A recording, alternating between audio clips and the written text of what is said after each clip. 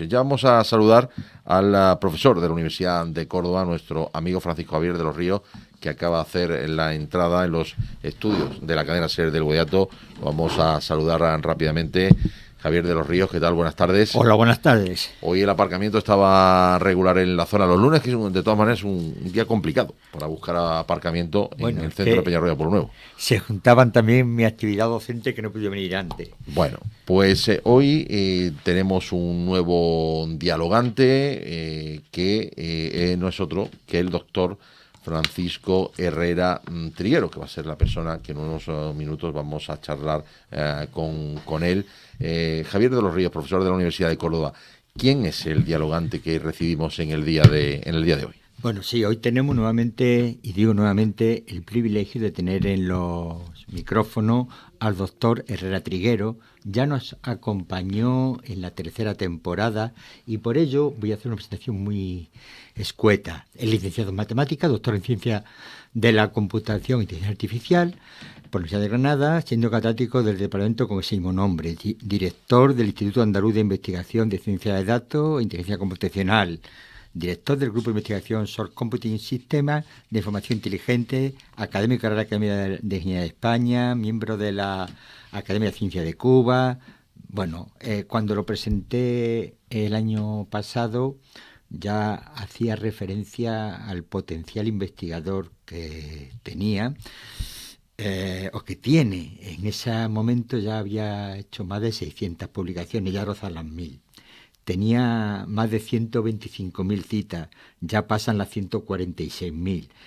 Tenía un índice H de 169, ya pasa a 180. O sea, es impresionante la actividad productiva que en la línea de inteligencia artificial para la sostenibilidad, inteligencia artificial confiable, inteligencia artificial de propósito general y toma de decisión y modificación de la opinión humana, trabaja. Y yo creo que debemos, sin perder más tiempo, darle la bienvenida. Vamos a saludar y a dar la bienvenida al doctor Francisco Herrera Triguero. Doctor Herrera Triguero, ¿qué tal? Buenas tardes. Hola, buenas tardes. Le quería hacer una pregunta en relación a lo que estaba comentando nuestro amigo Javier de los Ríos. ¿La inteligencia artificial es fiable y confiable?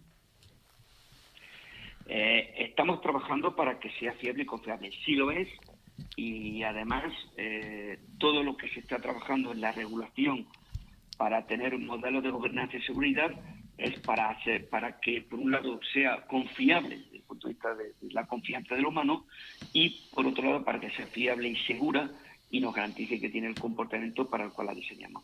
Lo es ahora y estamos trabajando con el deseo de que también lo sea en el futuro. Buenas tardes, doctor Herrera Triguero.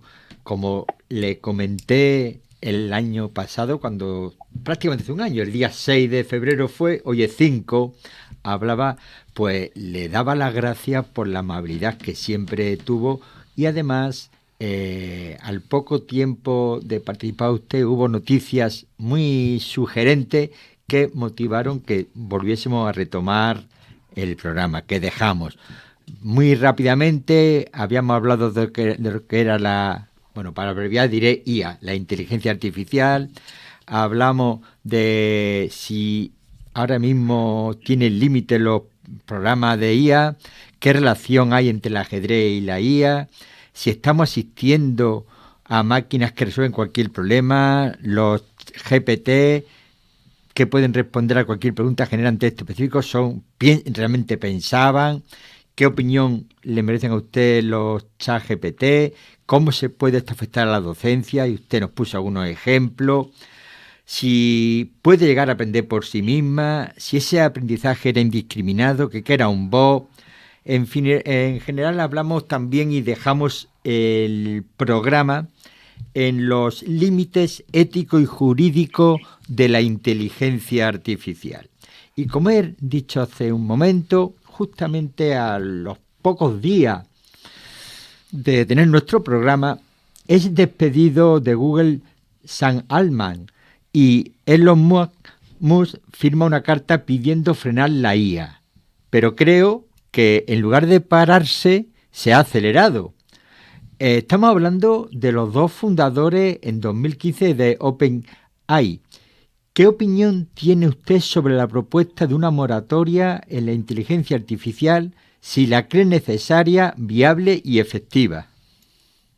Bien, es cierto que Elon Musk con investigadores y otros profesionales plantearon la moratoria justo entonces.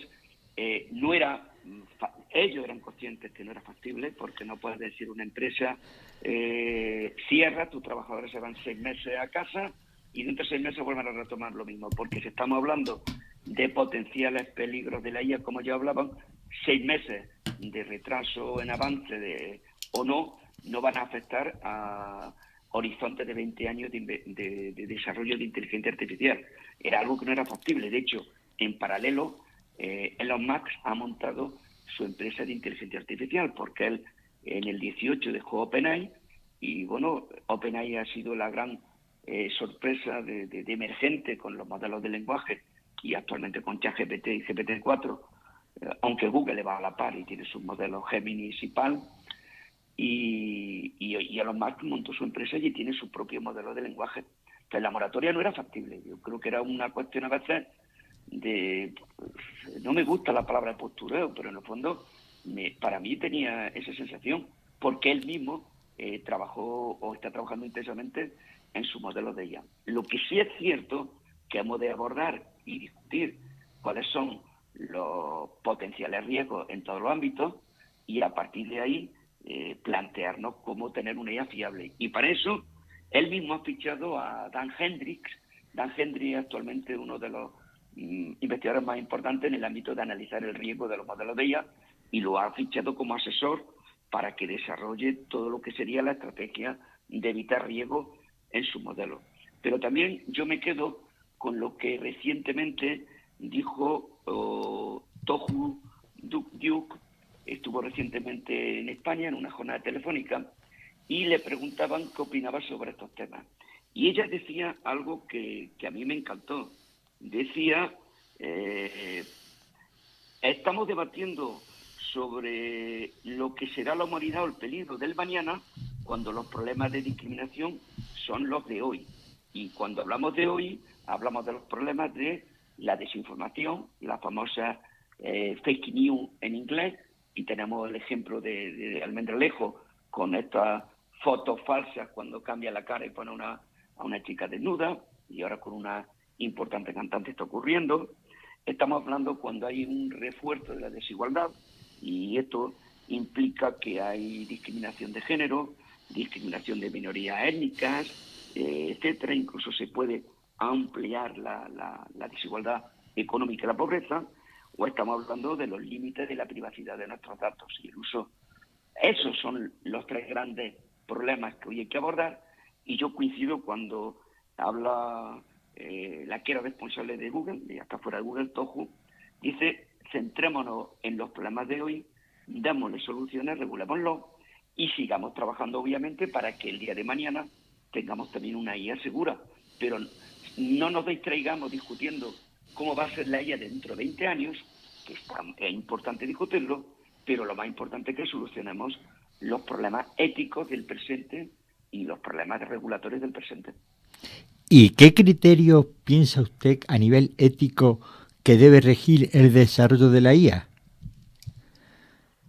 Bueno, a mí me gusta mucho el trabajo que ha hecho la UNESCO. La UNESCO en el año 2021 ya presentó un documento sobre su principio ético, y además fue muy al grano con 10 elementos fundamentales o 10 principios éticos. Hablaba UNESCO de proporcionalidad y no amenaza y no amenaza, y garantizar primero que no haya amenaza para la humanidad. En segundo lugar, que se asegura la seguridad, que garanticemos que todo sistema inteligente que se ponga en el mercado sea seguro y minimizar el riesgo de fallo. En tercer lugar, hablaba de la equidad y no discriminación. Garanticemos la igualdad en todos los ámbitos, de género, de raza, de cualquier ámbito.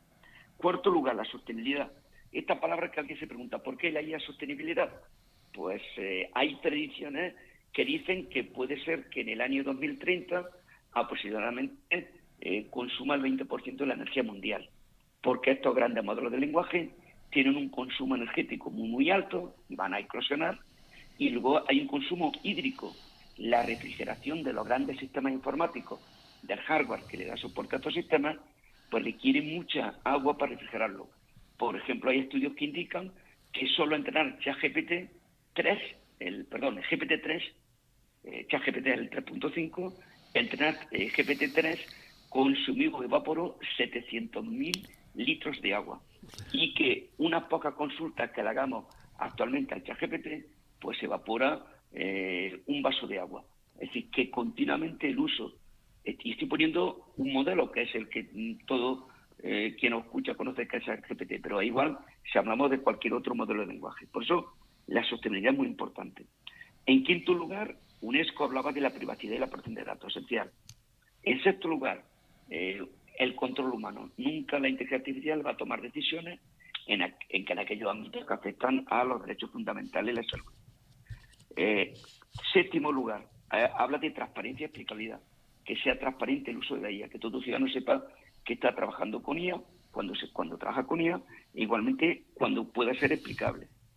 En octavo lugar, hablaba de la responsabilidad de rendición de cuentas. Tiene que haber todo un ámbito legal para que, igual que se juzga una acción punible de un humano, pues igualmente cualquier acción punible de una máquina, un error, pues exista igualmente el derecho, se va a aplicar el derecho igual que tenemos para los humanos.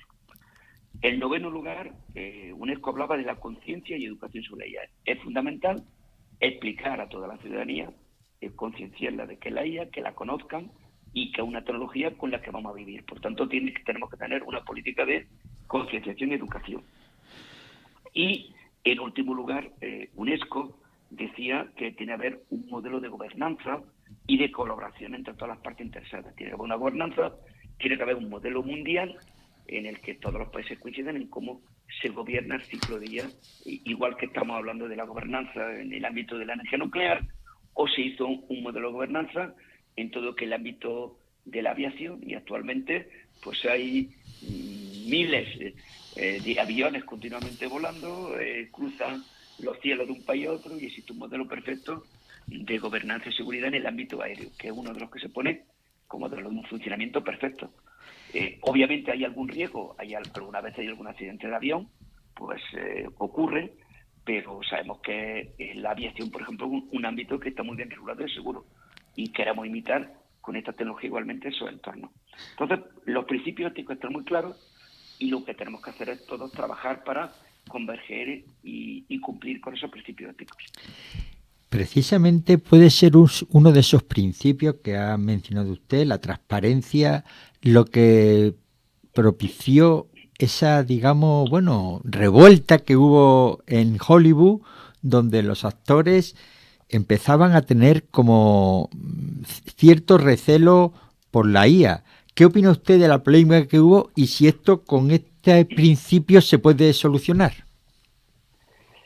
Bueno, es cierto, a los actores y a los dobladores a todos les preocupaba también la privacidad del derecho que se hacía de que si al final se cogía la propia voz y las compañías cinematográficas tenían derecho a replicar la voz de una persona, entonces podía hacerse hasta un doblaje automático. Igual que la imagen, si tienes derecho a utilizar toda la imagen en películas, puedes llegar luego a tener un modelo de IA que te simule en una película la imagen de un actor. Entonces, ahí había un problema de privacidad. Ellos querían ser dueños de sus propios derechos, pero por otro lado, obviamente, uno de transparencia, que el ciudadano sepa si está viendo una película que está hecha con inteligencia artificial y que el actor que está viendo en la pantalla no es el actor, es vamos a llamarle avatar, una representación real con modelos de IA generativa de ese actor. Entonces, ciertamente, yo creo que es muy importante regular el uso de la IA. No existe regulación actualmente y eso hizo que los actores y todo lo que es el ámbito cinematográfico, los dobladores, guionistas, etcétera, pues pidieran que hubiera un convenio en el que se estipulara y fuera transparente dónde está la IA y dónde no está la IA. Ese es un elemento fundamental como plantea Naciones Unidas, la transparencia en el uso de la inteligencia artificial. Que nadie vaya a ver una película de mañana y que sea consciente si realmente eso es un guión hecho con inteligencia artificial o un guión que han hecho unos guionistas, igual que la imagen, etcétera. Bueno, defendían su derecho, que podríamos decir en la línea en la que la UNESCO ya ha planteado, que son los principios éticos del uso de la inteligencia artificial. Sí, desde luego yo creo que la mayoría de los ciudadanos compartimos que la inteligencia artificial produce una cantidad de avance impresionante. Automatiza procesos, reduce error humano, potencia creatividad, aporta precisión, agiliza toma de decisiones, pero también tendrá desventajas. A mí, por ejemplo, y no sé si las comparte, me surgen las siguientes dudas o preguntas. ¿La base de datos de la que se alimenta son actualizadas y fiables? ¿Hay profesionales cualificados para su uso? ¿Es el desarrollo costoso? ¿Es largo el tiempo de implementación de estas tecnologías? No sé qué me puede referenciar de estas cuestiones. Pues para mí creo que ahí está el kit de la cuestión muy importante. La inteligencia artificial ahora mismo, todas las aplicaciones de las que hablamos, está alimentada por datos. Son modelos algorítmicos que una vez que tú los alimentas con datos, obtienes un sistema de IA que lo aplica en un ámbito concreto. Particularmente, pues los modelos de lenguaje, los sistemas de lenguaje, llamados LLM, pues justamente son sistemas que imitan al sistema nervioso grandes, con billones de conexiones neuronales artificiales que han sido alimentadas de bases de datos. Cuando las bases de datos son correctas, no hay sesgo, el sistema aprende sin sesgo. Pero si las bases de datos tienen incoherencias, tienen errores, están mal etiquetadas, el modelo de IA va a aprender esos mismos errores.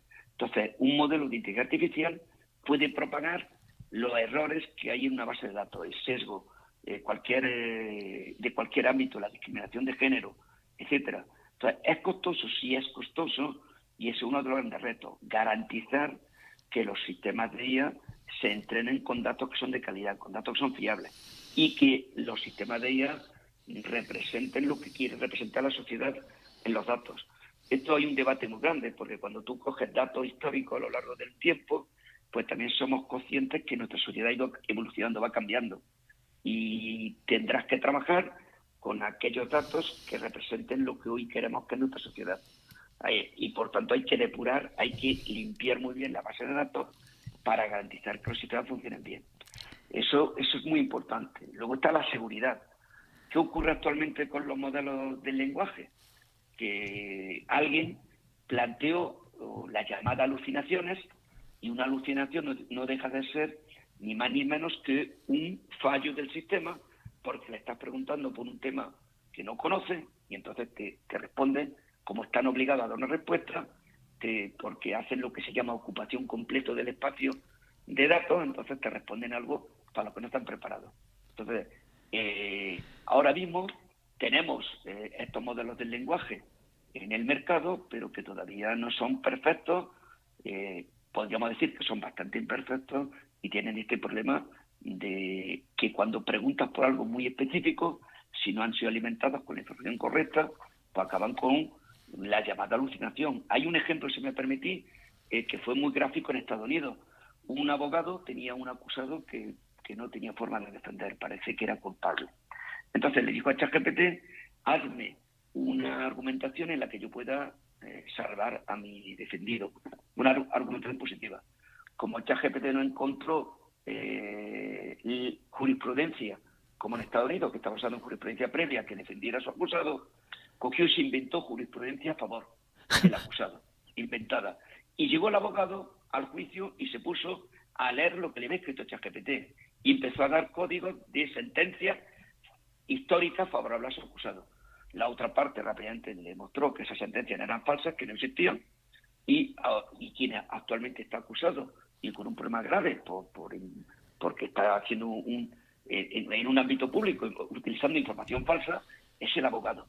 Entonces, ¿qué ocurre? Que si a ChatGPT le dices que le dé algo que no existe, se lo puede inventar. Y esto ¿qué ocurrió? Entonces, hemos de ser muy cuidadosos cómo inventamos, cómo utilizamos el lenguaje, porque esto es igual que si alguien nos hubiera pedido a nosotros, me dicen, Paco, dame una argumentación a favor de mi acusado. Pues mire usted, yo no soy especialista en derecho, yo malamente puedo dar una argumentación a favor, y más en este caso cuando parece ser que no era inocente, porque no había forma de plantear la defensa de la inocencia. Entonces, hemos de tener mucho cuidado con este uso de un lenguaje que todavía, de un modelo de lenguaje todavía pues no son totalmente fiables. Y eso hay que ser cuidadoso. Yo creo, en ese aspecto, mi opinión, OpenAI, la empresa que lanza ChatGPT, se adelanta muy rápidamente a abrirlo a 100 millones de usuarios, un modelo en el que, en el fondo, todos estamos siendo pues los pacientes, podríamos decir, con un argot médico, que estamos intentando que sea, si no fuéramos un símil médico, estamos hablando de un medicamento que antes de ponerse en el mercado tiene que haberse probado en muchos hospitales para garantizar su seguridad, y cuando ChatGPT se pone en el mercado no hay una garantía de comportamiento 100% fiable, y actualmente un poco los usuarios somos los pacientes que estamos ayudando a que mejore. ¿Que es muy útil en muchos ámbitos? Sí, por supuesto que tiene utilidad, pero hay que ser cuidadoso porque todavía no un modelo 100% podríamos hablar fiable. Bueno, ahondando en esta anécdota tan seria, también hay, como en todos los ámbitos de la vida, hay negacionistas y hay gente que no cree en la inteligencia artificial y ponen de manifiesto esa noticia tan, bueno, digamos, no sé cómo podría calificarla, que salió en 2018, en el que el algoritmo hacía confundir a personas negras con gorilas. ¿Esto ya se ha superado o podemos encontrarnos con otra lindeza de este tipo y que aumente el negacionismo hacia esto? Bueno, estamos en la misma situación. Son modelos todavía no están depurados y es verdad, ese fue un error gordo, y bueno, lo que hizo Google en aquel entonces fue quitar la clase gorila y la clase de persona de color. Actualmente los modelos ya están depurados, pero nos podemos seguir encontrando. Esto es lo que se llama, al final, en el ámbito de la IA nunca podemos garantizar que no haya un ataque de adversarios y que no nos encontremos un caso concreto en el que se pueda confundir.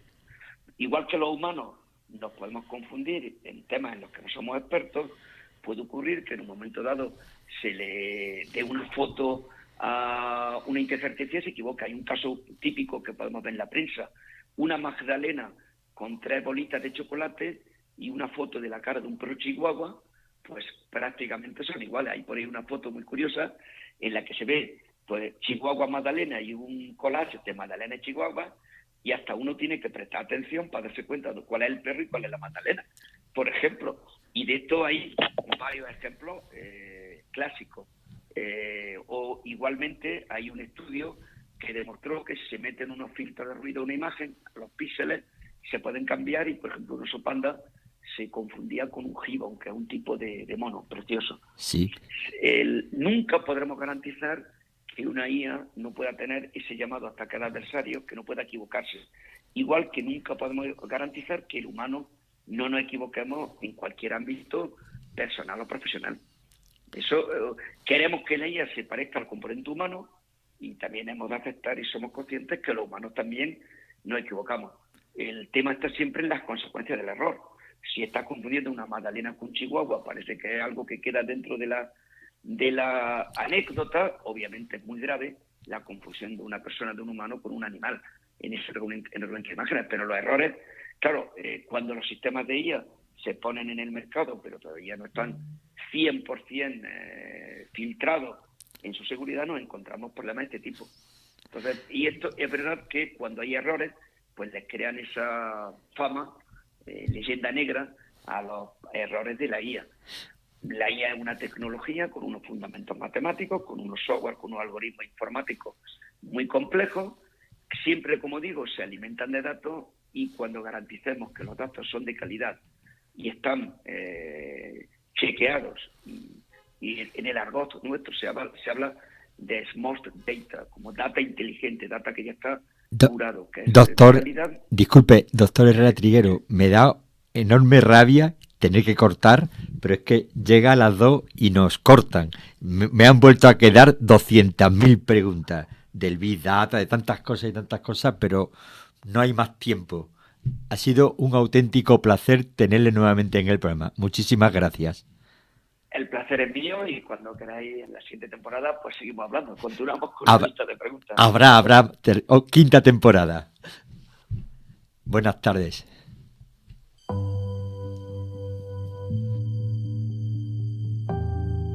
En la cadena SER del Guadiato, Diálogos. Un espacio de Radio Peñarroya para escuchar, comprender, para razonar.